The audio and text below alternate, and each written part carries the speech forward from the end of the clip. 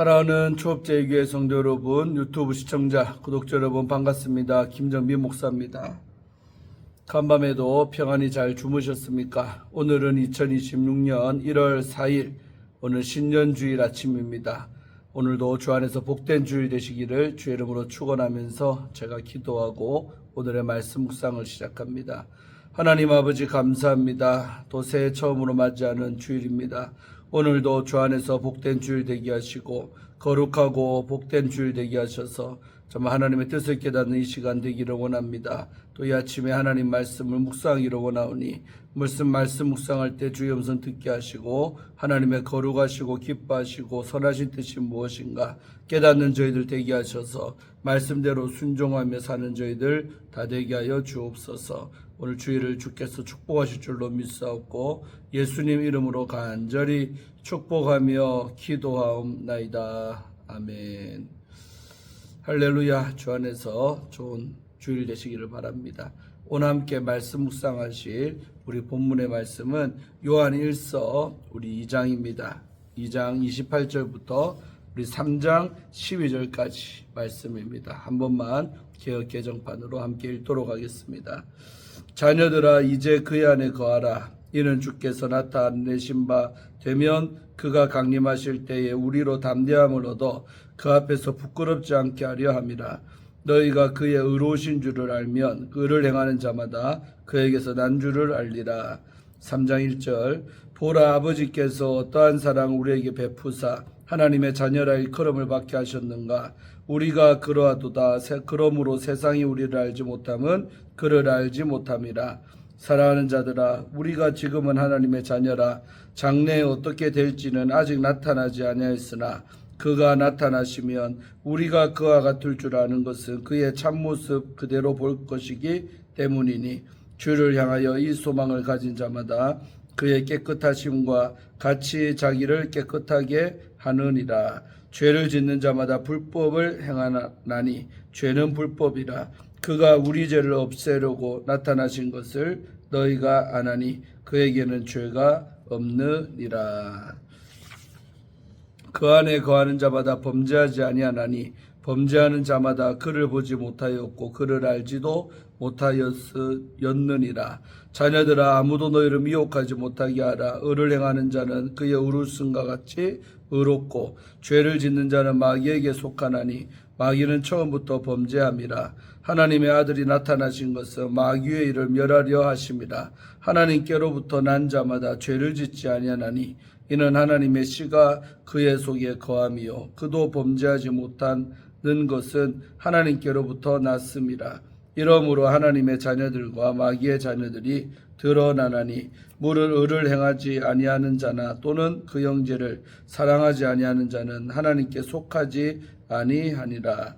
우리는 서로 사랑할지니 이는 너희가 처음부터 들은 소식이라. 가인같이 하지 말라. 그는 악한 자에게 속하여 그 아우를 죽였으니 어떤 이유로 죽였느냐. 자기의 행위는 악하고 그의 아우의 행위는 의로움이라. 아멘. 네, 오늘 함께 하나님 말씀 먼저 주의하도록 하겠는데 은혜 받기를 바랍니다. 자, 오늘 2장 28절부터 29절의 말씀은 담대함과 의의 실천의 권면이 나오고 있죠. 그의 안에 거하라는 요한의 핵심 명령으로 단순한 도덕적 권고가 아니라 그리스도와의 지속적인 연합을 의미합니다. 이는 요한복음 15장에 내 안에 거하라와 신학적으로 평행을 이루며 신자의 삶의 근원을 그리스도 안에서 찾게 합니다. 주께서 나타내신 바 되면은 재림의 시점을 암시하며 요한은 신자들이 부끄럽지 않게 서기를 권면을 합니다. 29절의 선언은 신자의 행위가 출생 및 소속의 증거임을 보여줍니다. 요한은 소속이 속성 공유를 일으키고 결국 행동을 이어진다라고 그의 서신에서 반복하여서 말하고 있습니다. 그렇기 때문에 그들의 행동, 예를 들면 의를 행함은 그들이 누구의 소속인지 증명을 해주는 것입니다. 예를 들어 의를 행하는 자마다 그에게서 난 줄을 알리라. 이런 말씀이죠. 자, 다음으로 3장 1절부터 3절의 말씀은 하나님의 자녀라는 신분과 소망에 대해서 말하죠. 1절은 우리 보십시오. 아버지께서 우리에게 얼마나 큰 사랑을 베풀어 주셔서 우리가 하나님의 자녀라고 불리게 되었는지를요. 우리 새하늘 성경 버전인데요. 이는 감탄형 명령문으로 신자의 신분이 은혜의 선물임을 강조하고 있는 것입니다. 우리가 하나님의 자녀로 일컬음을 받게 하셨다라는 수동태는 아버지께서 큰 사랑을 베풀어 주셔서와 함께 하나님의 은총을 더욱 강조합니다. 세상이 우리를 알지 못함은 그를 알지 못함이라. 는 구절은 교회가 세상에서 고난받는 이유를 밝히며 신자들이 세상 속에서 낯선 존재로 살아가는 것은 그들이 그리스도와 동일시되는 데서 비롯된다는 요한의 세계관을 드러냅니다. 사랑하는 자들아, 우리가 지금은 하나님의 자녀라. 2절이죠. 이 말씀은 현재적인 신분을 확증하지만 아직 나타나지 아니하였으나 라는 표현을 통해 종말론적 긴장을 유지합니다. 이것은 이미와 아직, 우리 already not yet, 아직의 긴장으로 해석될 수 있고 신자가 자녀이지만 아직 완성된 자녀가 아니라는 종말론적 긴장으로 해석이 될 수가 있습니다. 그러나 그 완성은 약속되어 있습니다. 그가 나타나시면 우리가 그와 같을 줄을 아는 것은 그의 참모습 그대로 볼 것이기 때문이니 하나님의 형상으로 회복되어 완성될 또 영광의 변화가 약속되었습니다. 주를 향하여 이 소망을 가진 자마다 그의 깨끗하신것 같이 자신을 깨끗하게 하느니라. 3절은 실천적인 결론으로 종말론적 소망이 윤리적인 정결의 동력이 되는 신앙 구조를 보여줍니다. 자, 3장 4절부터 10절의 말씀은 죄와 의의 대조, 자녀의 본질에 관해서 말씀이 나옵니다. 요한은 죄를 짓는 자마다 불법을 행하나니 죄는 불법이라고 말하며 죄의 본질을 율법적 차원에서 설명을 합니다. 여기서 불법, 아노미아는 단순한 규범의 위반이 아니라 하나님의 주권과 통치 질서에 대한 반역을 의미합니다. 5절은 예수 그리스도의 성육신, 그가 나타나신의 목적이 우리 죄를 없애려고라고 밝히고 있습니다. 그리고 그분은 죄가 없기 때문에 그분 안에 거하는 자마다 범죄하지 않는다라고 단언합니다. 여기서도 소속, 속성 공유, 행동의 패턴이 유지가 됩니다. 그렇기 때문에 범죄하는 자는 그를 보지 못했고 그를 알지도 못한다라고 6절에서 말하고 있습니다.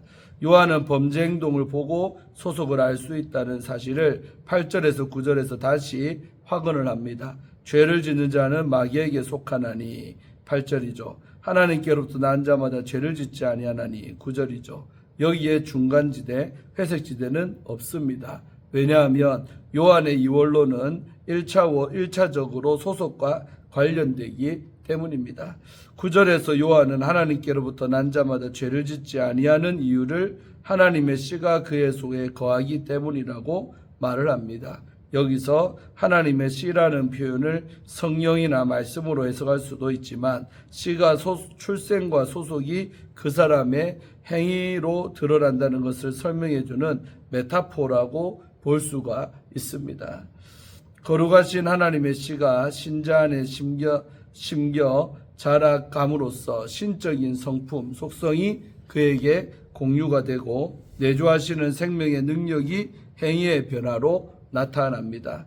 따라서 그도 범죄하지 못하는 것은 하나님께로부터 났음이라는 진술은 내적인 이 변화가 외적 순종으로 이어지는, 즉 소속이 속성 공유로 이어지는 변혁의 원리를 드러냅니다. 하나님의 씨는 신자 안에서 새 생명과 의의 실천을 가능하게 하는 내적인 동력으로 작동을 합니다. 이어서 10절에서 사람들의 행위로 그들이 하나님의 자녀들인지 마귀의 자녀들인지 드러난다라고 밝힙니다. 그리고 죄를 범하는 자들에게 대해서는 두 가지 제목을 언급하며 설명을 합니다. 의를 행하지 아니하는 자나 또는 그 형제를 사랑하지 아니하는 자. 요한은 이런 죄를 범하는 자들이 하나님께 속하지 않았다는 것을 거듭 강조하면서 형제 사랑을 강조하는 다음 내용을 이어갑니다. 11절과 12절 말씀은 가인과 아벨의 예를 듭니다. 사랑의 실천이죠. 우리는 서로 사랑할지니 이는 너희가 처음부터 들은 소식이라. 11절은 7절에서 11절의 주제를 반복하며 사랑이 복음의 본질이자 신앙의 핵심임을 재확인합니다. 이어 요한은 그 대조로 가인같이 하지 말라 12절로 이렇게 권면하면서 미움의 근원이 약한 자에게 있음을 밝힙니다. 가인의 예시는 죄를 짓는 자, 또 하나님께 속하지 않은 자, 마귀의 행위를 아는 자가 곧 의를 행하지 아니하는 자나 또는 그 형제를 사랑하지 아니하는 자라는 10절의 설명에 잘 부합을 합니다. 요한 1서의 문맥에서 그 형제는 단순한 혈육을 의미하지 않고 신앙 공동체의 지체, 즉 영적인 형제를 가리키는 것입니다. 가인의 예시에서는 그의 살인이 하나님의 의를 행하지 아니할 뿐 아니라 형제도 사랑하지 않으면서 진리나 하나님의 뜻을 따르지 않고 자신의 정욕대로 행하는 어둠에 속한 자의 행동임을 알 수가 있습니다. 요한은 가인의 예를 통해 참된 자녀의 표지가 사랑의 실천임을 결론적으로 강조를 합니다. 아멘. 이어서 주에는 마쳤고 우리는 하나님의 자녀라는 주제를 갖고 함께 말씀 묵상할 때 은혜 받으시기를 바랍니다. 세계적인 스포츠 스타 팀 티보우는 한 인터뷰에서 이렇게 고백을 했습니다. 내가 가진 가장 중요한 정체성은 운동선수가 아니라 하나님의 자녀라는 사실입니다. 사람들은 그의 실력과 명성으로 평가하지만 티보우는 흔들리지 않는 자신의 영원한 정체성을 붙듭니다. 그는 누구보다 당당하게 말합니다. 나는 하나님의 자녀입니다. 오늘 본문도 우리에게 똑같이 선포합니다. 보라, 아버지께서 어떠한 사랑 우리에게 베푸사 하나님의 자녀라 일컬음을 받게 하셨는가. 우리가 어떤 환경에 있든 세상이 우리 어떻게 보든 우리의 신분은 분명합니다. 우리는 하나님의 자녀입니다. 자녀는 주님 앞에 담대합니다. 우리 2장 28절부터 29절의 말씀. 요한은 성도를 자녀들아라고 부르며 주 안에 거하라고 권면을 합니다. 이는 주님이 다시 오실 때 부끄럽지 않고 담대히 서기 위함입니다. 주님 안에 거하는 것은 의롭게 사는 삶을 통해 증명이 됩니다. 요한은 사람의 행동이 그의 소속을 드러낸다라고 말을 합니다. 주님 안에 거하는 자는 그분의 의로우심과 무관하게 살 수 없기 때문입니다. 우리가 의로운 삶을 살아갈 때 우리가 하나님 아버지의 자녀라는 사실이 드러납니다. 자녀는 아버지의 사랑을 입은 존재입니다. 우리 3장 1절부터 3절의 말씀이죠. 요한은 감탄하며 말합니다. 보라, 아버지께서 어떠한 사랑을 우리에게 베푸사 하나님의 자녀라 일컬음을 받게 하셨는가. 3장 1절이죠. 하나님의 사랑은 추상적인 감정이 아니라 우리를 하나님의 가족으로 입양하신 사랑입니다. 에베소서 1장 5절에 나오는 말씀이죠. 이 자녀됨은 현재로 끝나지 않습니다. 지금은 감춰져 있지만 주님이 다시 오실 때 우리는 완전히 변화될 것입니다. 부활의 몸으로 주님의 형상을 닮아 변화될 것입니다. 이 소망은 우리를 거룩한 삶으로 이끕니다. 장차 나타날 영광을 바라보는 사람은 오늘 자신을 깨끗하게 합니다. 자녀의 신분은 특권일 뿐 아니라 거룩히 살아가게 하는 능력이 됩니다. 자녀는 죄 대신 의를 택합니다. 3장 4절에서 10절의 말씀이죠. 요한은 죄를 불법이라고 정의합니다. 단순한 실수가 아니라 하나님을 거스르는 반역이라는 것입니다. 하나님의 자녀는 죄 가운데 머물지 않습니다. 왜냐하면 하나님의 씨 곧 성령이 그 안에 계시기 때문입니다. 새로운 생명의 능력이 자녀 안에서 역사하기에 성도는 죄를 솔직히 고백하고 회개하며 돌이킬 수가 있습니다. 이를 역으로 말하면 계속 죄를 짓고 회개하지 않으며 괜찮다고 말하는 사람은 하나님께 속한 자녀가 아니라는 뜻입니다. 삶의 열매를 통해 하나님께 속했는지 아니면 마귀에게 속했는지를 알 수가 있습니다. 오늘 우리의 행동은 하나님께 속했음을 보여줍니까? 아니면 세상의 어두움에 속했음을 보여줍니까? 하나님의 자녀는 죄 대신 의를 선택하며 믿음의 삶을 살아갑니다. 자녀됨은 사랑으로 증명됩니다. 3장 11절부터 12절. 마지막으로 요한은 자녀됨의 가장 확실한 증거가 사랑이라고 말을 합니다. 우리는 서로 사랑할지니 11절 말씀. 이것은 처음부터 들은 메시지였습니다. 가인은 아벨을 미워했습니다. 결국 그 미움은 살인으로 이어졌습니다. 사랑하는 우리 성도 여러분, 오늘 우리의 마음에 자리한 작은 미움은 우리를 어디로 이끌고 있을까요? 미움은 사람을 사망으로 이끌지만 사랑은 생명으로 이끕니다. 오늘 교회와 가정 안에서 갈등과 오해가 있습니다. 그러나 하나님의 자녀에게는 미움 대신 사랑을 선택할 수 있는 힘과 용기가 주어집니다. 사랑은 단순한 감정이 아니라 결단입니다. 용서하고 섬기고 나누는 삶이 자녀됨의 증거입니다. 사랑하는 우리 성도 여러분, 우리의 정체성은 세상의 평가에 있지 않습니다. 크리스천의 진짜 정체성은 오직 하나, 하나님의 자녀라는 사실입니다. 하나님의 자녀는 죄 대신 의를 선택합니다. 미움 대신 사랑을 선택합니다. 나는 하나님의 자녀다. 이 고백이 우리의 자랑이요 소망이며 우리가 걸어가야 할 영광의 길입니다. 아멘. 예, 마지막으로 우리 이정현 목사님이 쓴 나는 이렇게 믿습니다. 생명의 말씀사에서 나온 책인데 거기 한 대목을 읽고 마치겠습니다. 기독교 방송 프로그램 우리 새롭게 하소서 알죠? 여기에서 박경임 선교사님의 간증을 들었습니다. 어렸을 때 엄마가 자살로 생을 마감했다고 합니다. 새어머니는 어린 선교사님을 모질게 학대하고 학교도 보내지 않았습니다. 그러다 새어머니가 집을 나갔습니다. 그제야 늦게 중학교에 들어갔는데 너무나 좋은 담임 선생님을 만났습니다.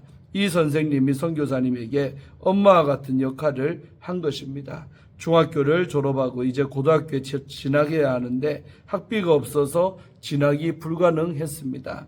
그때 선생님이 자신의 결혼자금을 모아놓은 적금 통장을 선교사님께 주셨습니다. 경임아, 이것으로 공부해라. 선생님, 저 이 돈 못 받아요. 그리고 저 갚지도 못해요. 그러자 선생님 말씀이 나한테 갚지 말고 이 사회에서 갚으면 되라고 하셨습니다. 정말 대단하신 분이죠. 우리가 받은 사랑이 있으며 반드시 그 사랑을 누군가에게 실천해야 합니다. 그것이 인지상정이죠. 우리가 하나님께 받은 사랑 중에서 가장 큰 것이 무엇인 줄 아십니까? 용서입니다. 도무지 용서받을 수 없는 우리가 용서받았기 때문에 우리는 마땅히 용서를 실천해야 합니다. 성경에서는 너희 용서받았으니까 좋지, 그냥 행복하게 살아 라고 말한 적이 한 번도 없습니다. 계속 용서의 실천을 말합니다. 아멘. 예, 자, 은혜가 되는 마지막 글이 되겠습니다. 기도하고 오늘의 주일 큐티를 마칩니다. 하나님 감사합니다. 정말 형제를 사랑하라고 끊임없이 요한사도가 말하고 있습니다. 하나님 참으로 벽두에 이런 말씀을 우리에게 주셨는데 정말 우리 교인을 서로가 사랑하며 나아가 내 가족들을 사랑하며 또 나아가 이 사회에 많은 내가 만나는 그 사람 영혼들을 불쌍히 여기며 사랑하기를 원합니다.